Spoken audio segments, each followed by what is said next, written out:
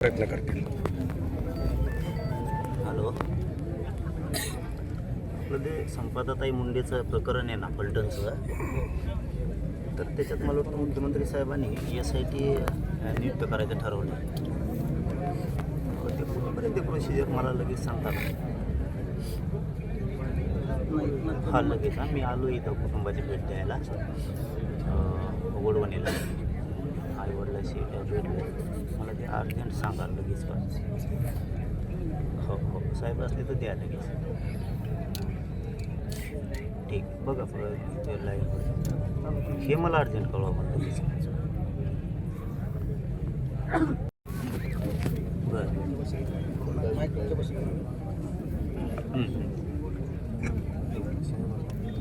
कोण आहे कोण ते नाव गरजेचं आहे. 2 दिवस लागले त्या विषयाला समजून घ्या.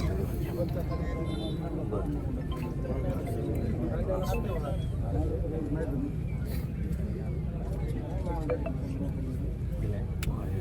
आपल्याला त्याच्यात असं करता येतं का, न्यायमूर्ती घेता येते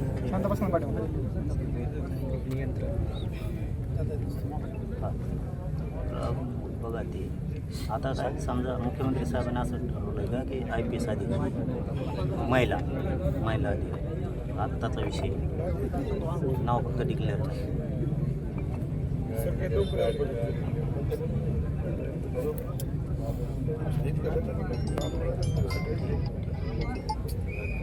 त्याच्यात ठीक आहे, तिथपर्यंत ठीक आहे. हां, त्याच्यात जर कुटुंबाच्या मनानं एखादा व्यक्ती त्यांच्या म्हणण्याने दिलं तर अधिकारी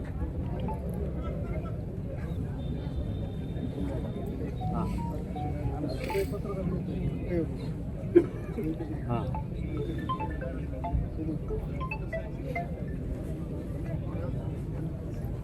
असं होऊ शकतं का?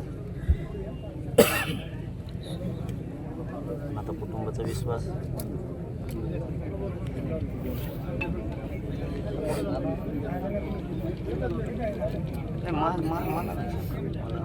माझा विषय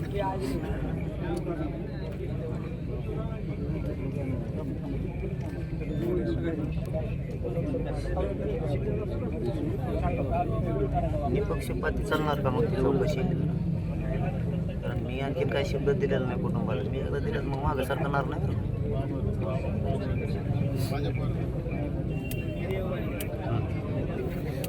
नाही त्याबद्दल तर त्यांचाही विश्वास आहे. मी त्यांच्याशी चर्चा केली तशी.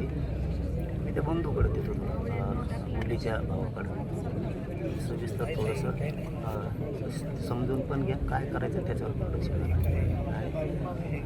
थोड्या वेळाने पण साहेबांना घ्या. सध्या तुम्ही बोला. मुख्यमंत्री हॅलो, हां बोला सर. मी तिचा भाऊ बोलते संपदाचा.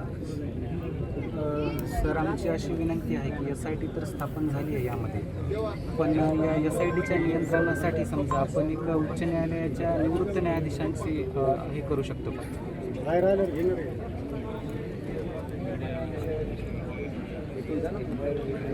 हो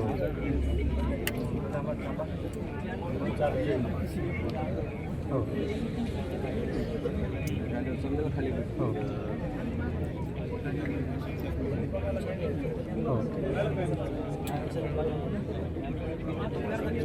पण सर, ते महिला IPS अधिकारी त्या तर असतीलच असं आमचं म्हणणं. SIT तर राहीलच. SITमध्ये विश्वास आहे आम्हाला की SIT न्याय मिळवून देण्यासाठी प्रयत्न करेल, पण त्याच्या नियंत्रणासाठी फक्त म्हणून एक उच्च न्यायालयाचे निवृत्त न्यायाधीश ते नियंत्रण ठेवतील त्या SITवरती, अशी आमची विनंती आहे. तर त्यामध्ये काय होऊ शकतं?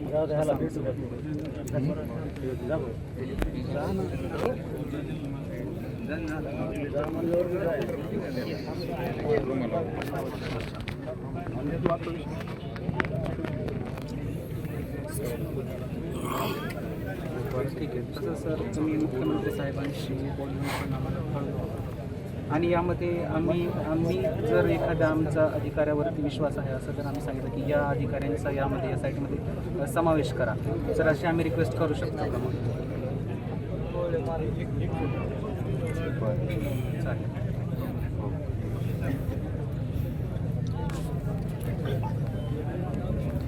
कळवा मला सगळं थोड्या वेळात कळवा ना. आणि एक माणूस घ्यायला काय हरकत नाही त्यांचं. हो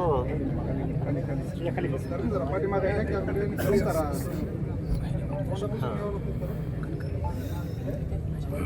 हो परत देऊ दे त्यांना एक त्यात एक घेऊन टाका आणि त्यांना पुन्हा एक विश्वासात घेऊन ते डिक्लेअर करून टाका. वेळ नको घालायला त्याच्यात, कारण चार्जशीटला गरजेचं माहिती देतील मी सांगतो त्यांना. हां त्यांच्याशी बोला म्हणा.